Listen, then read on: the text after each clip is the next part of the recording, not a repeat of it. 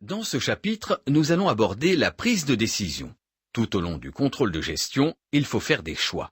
Par exemple, au moment de l'arbitrage prévisionnel, il se peut qu'une entreprise doive choisir entre fabriquer ou sous-traiter, acheter ou louer, investir, embaucher, lancer ou supprimer une activité.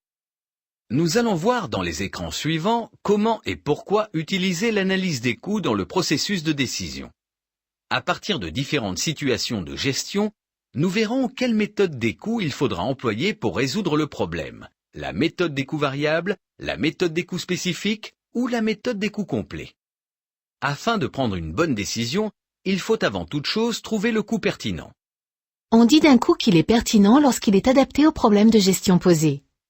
Le coût pertinent est le coût qui permet d'évaluer avec le plus de fiabilité possible l'influence de la décision à prendre sur le résultat de l'entreprise. Le coût pertinent pourra donc être selon les cas un coût variable, un coût spécifique ou un coût complet. Indiquez quel est le coût pertinent pour chacune des situations d'entreprise suivantes.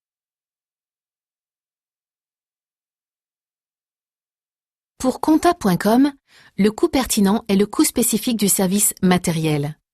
Il va permettre de calculer son résultat spécifique à partir duquel on pourra envisager ou non d'abandonner le segment en fonction de l'évolution de la marge sur coût variable et des frais fixes spécifiques. Pour l'entreprise La Truelle, l'activité façade a saturé sa capacité de production.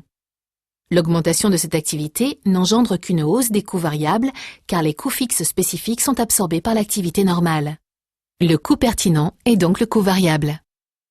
Voici les interrogations de deux entreprises. Aidez-les à trouver la ou les méthodes d'analyse des coûts qu'il faut utiliser pour répondre à leurs problèmes. Bravo, vous avez bien compris l'usage des méthodes des coûts spécifiques et des coûts complets.